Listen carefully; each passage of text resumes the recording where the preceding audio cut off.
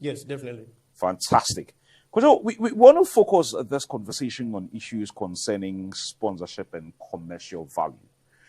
There are some who say that compared to our teams of the past, the commercial and branding value of the Black Stars was at a very high level because of the clubs they played for and all of that.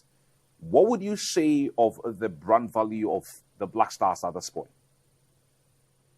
At the moment, I believe the brand value of the Black Stars has not really been attended to, because we've been dealing with the Black Stars based on reputation more than as a brand. I mean, if you do a quick diagnosis, you realize that our reputation precedes us in everything we do. 4 World Cups, everybody remembers Asamoah Gyan's penalty, the 2010 quarterfinal and all of that. But reputation and brand are two different things. And for us, we need to also understand that we had downtimes as a national team, and there were also campaigns or activations by the FA to want to sort of beef things up, like the Bring Back the Love campaign. But this is one thing I keep asking, like, the fans were never appreciated. Clearly, anytime Ghana lost, the key places where people get to interact, or the touch points people get to interact with the national team, being it's on social media, just goes blank. There's nothing like, oh, thank you for your support, anything like that. So fans were never appreciated. So it keeps dampening our brand as a national team.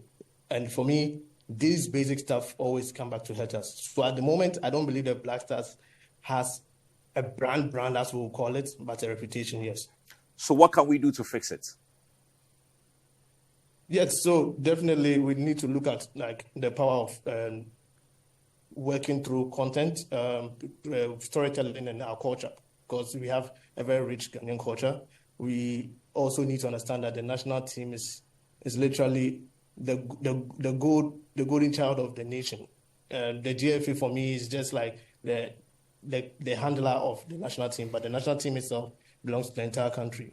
So things we need to do, yes, first off, make sure that the partners or sponsors we sign on to the national team sort of tie into our story, tie into our culture, and also for us to also ensure that we activate for them as well. So I think recently I was trying to find out who exactly is in charge of commercialization and marketing at the GFA, because when you have brands like MTN, Go, Puma, Pella, all of these brands that have cultural relevance in Ghana, or businesses that the everyday Ghanaian ties into, it should be easier, or it should give us the opportunity to sort of activate for them. But in a typical Ghanaian match, besides the logos you see, there's nothing else. I don't think you personally will remember the last time maybe God did an activation based on the Black Stars. We are going to the World Cup. There's no billboard anywhere that Ghana is going to the World Cup with the players on it. I don't know whether it has to do with image rights or what, but we need, first off, in solutions, need to make sure that we actually activate for these brands. Also, secondly, we need to have a national football strategy for branding, especially that the GFA needs a unit that can ensure that we're able to get the best out of the players, to get the fans closer to them and the team. You see the England national team, they can lose a match, and the next day they are doing knowing me, knowing you between Saka and, let's say, Harry Kane. These are some of the things we can do to always drive the fans closer to you, because when the fans are closer to you, it's cash cow. It's how the brands will also want to get close to you. Beyond what you have told us, I mean, the Black Stars, some argue, is a huge global brand that we can leverage on some huge organizations. At this point, I mean, you run through the list of sponsors that we have. It's fair to say that a good number of these brands are localized in nature. At what point would we be able to get to the kind of brands that we see sponsoring some of these things at the World Cup? And I don't want to give, I don't want to mention any particular brand for obvious reasons, but at what point will we be able to get, let's say, some of the very biggest brands in the world, if like leading the conversation as far as sponsorship of the Black Stars is concerned? Yeah, so, I mean, first off, someone say little drops of water make a mighty ocean. You'd have to deal with what you have. And with what we have, first of all, I'll say Puma. Puma it has been our kit sponsor since 2005. They keep on releasing kits each and every, I think, 4 years, or anytime you're about to go into a tournament. But the point is, besides them being a kit sponsor, how sometimes we need to also dig deep into like the arrangement between Puma and also the FA to find out what exactly the FA or Ghana can also do in relation to Puma. Because just yesterday or 2 days ago, Nike subdivision, that's Air Jordan, announced a partnership to be like the alternative kit wear for the Brazil national team. And they tied it straight into the Brazilian culture of streetwear. They had kits for the basketball team, kits for the men's national team, women's national team, volleyball teams, and all of that. Because first off, like when I started speaking, I spoke about culture, I spoke about storytelling. Brazil have that. That's their gold mine, that's their cash cow. And this is something that Ghana also has. Surprisingly, people downplay the fact that we have almost the same thing that the bigger countries like Brazil have. We have the culture here. Music to anything you need, have there to do. Even if we're going to be very honest, the kind of stories, the kind of symbols we have in Ghana should make our jerseys one of a kind. You know, so these are some of the things we need to tie into to ensure that we are able to attract international brands. Also, looking at the business bit of it, just last week was Independence Day or 2 weeks ago. We had a big boom in the number of jerseys that were being sold across. Like for once in our entire lifetime, the Ghana jersey, be it retro, be it now, be it, we never know, but it was, how do you call it, most sold. People, for the first time, you never thought of Kinte to project yourself as Ghanaian. It was the Ghanaian jersey. Obviously, there's going to be the World Cup coming up, but think through and see that. On a business level, do you think Puma actually made money from this? That's one. On a business level, Decathlon is supposed to be the official retail partner of the GFA. Do you think there were sales made through that angle? On a business level, Puma sells the Ghana jersey on their website for $95. But you and me will be rest assured that we got these jerseys from Kantamanto and other local outlets for less. Yeah, so we need to be able to. I think one issue we have is the fact that we lack a clear business infrastructure that will enable some of these brands and partners to be able to come on board and get things done. I mean, going with the days 2006 World Cup, 2010 World Cup, where yes, it was our first time at the World Cup. The government also, it was sort of new for government to sort of release money, and government was probably cash strapped. So we had the Goldfields GNPC support with money. Because, yes, we want to push our national team. But now the brands that come on need to be brands that are intentional.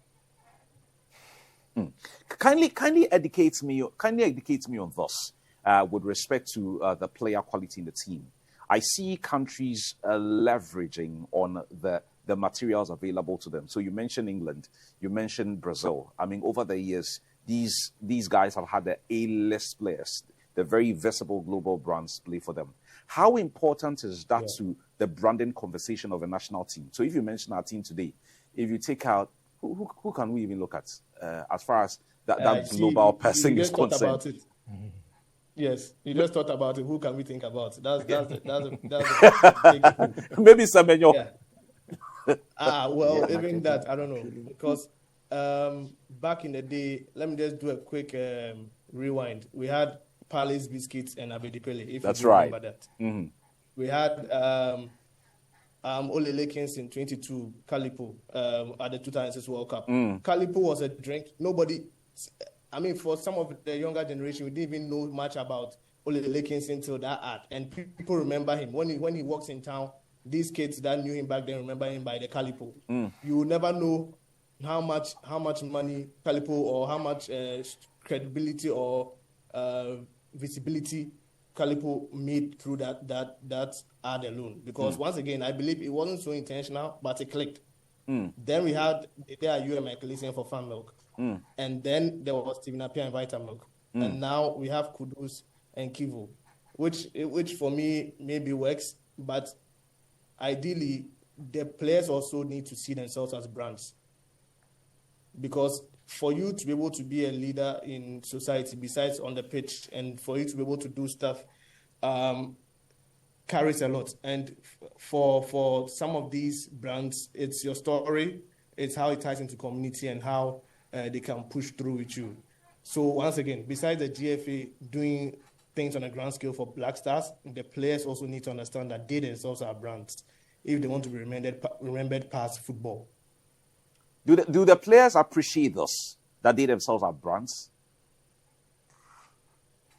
Well, I guess it has to do with them getting the right team around them, getting the clear advice they need to get, because a number of them, besides the kids that came through the Right to Dream Academy, where they were taught about treating themselves as brands or being leaders of impact in society, a number of them went through just normal academies wanting to make ends meet and finally have reached the top level and they are making money. So things like, oh, let me be a brand, let me do that, they don't do that. But because if you realize, a lot of them end up being, okay, let me just do some small philanthropy, let me do donations. But that is not what being a brand is. David Beckham is a key example.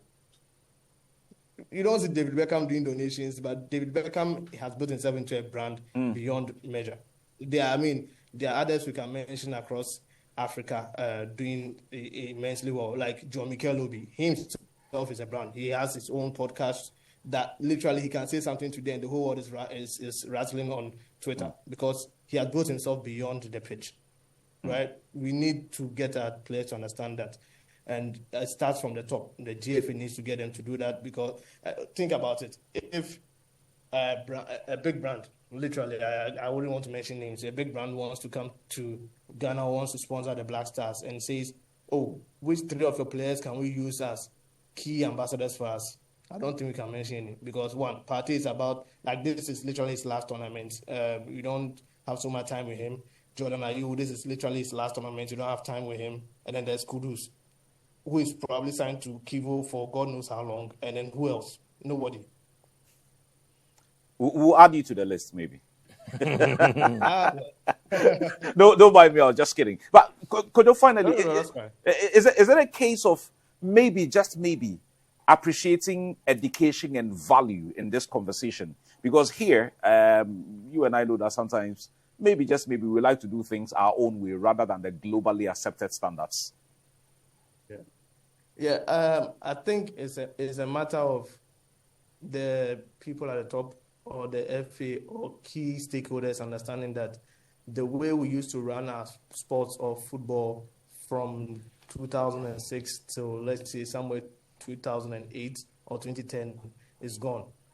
This time, brands are not going to be sponsoring you because government doesn't have money for you.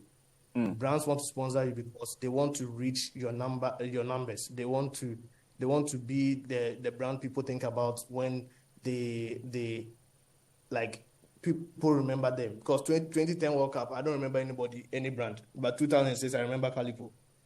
I remember Goldfields because they were very prominent. And the brands also need to move past just having their logo on a Black Star jersey and training kit and thinking, okay, that's it. We need to focus more on the business infrastructure because once that is set, there's more revenue, there's more money to be made for the national team, for the FA, and for even the partners or sponsors that come on board. Besides just what right now we are thinking about we've qualified, where we are going to camp the players, where we are going to how we are going to send supporters union, how we are going to do this. When the clear infrastructure could have been set, you have brands already signed on.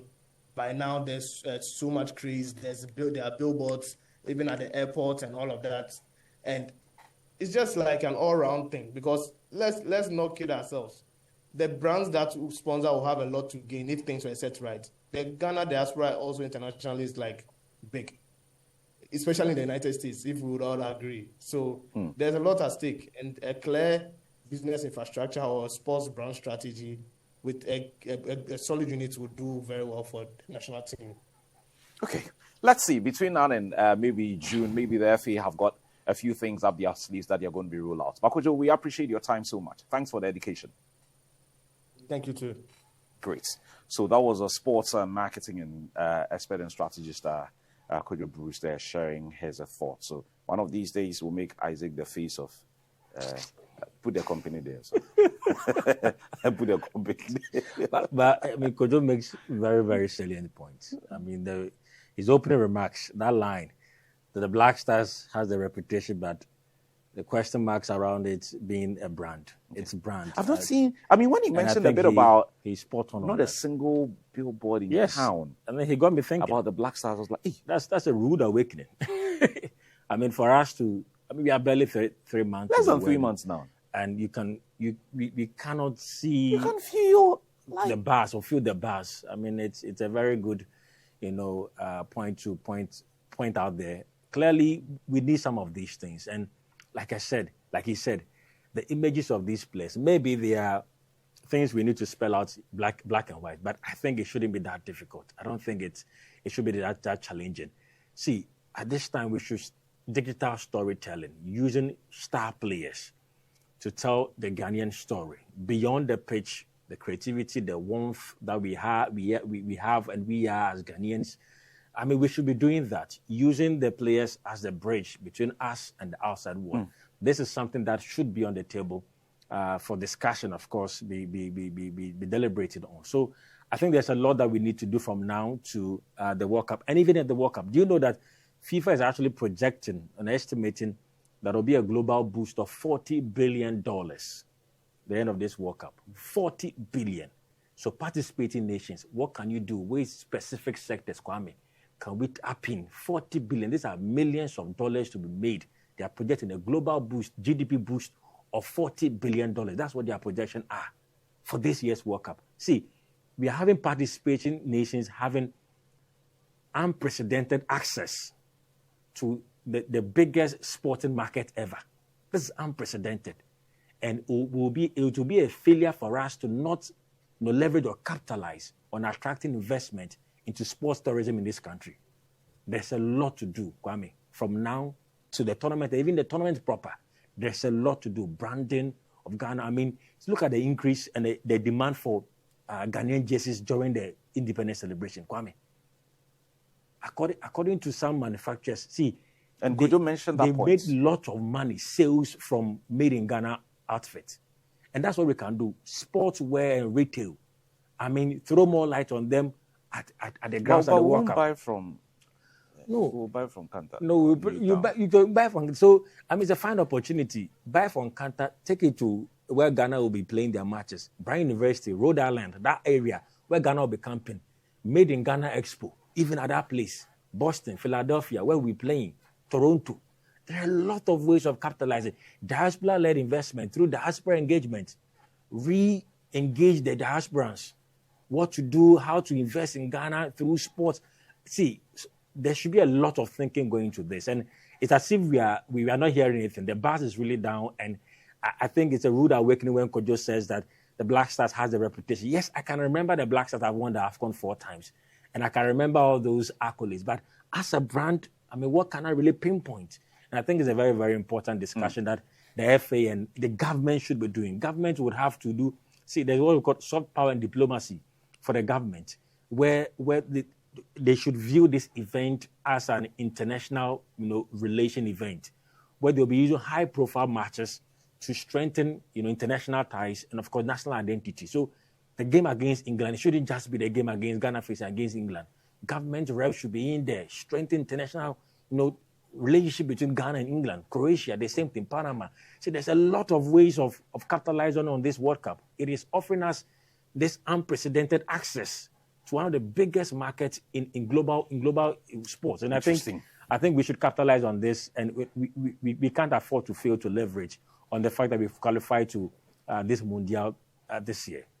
So these are the touch points. These are the conversations that we're going to be having on this platform between now and June, when the World Cup is going to be played. These days, like I just said, it's not just about 11 players lining up on the football pitch and playing, and then we're only interested in the results.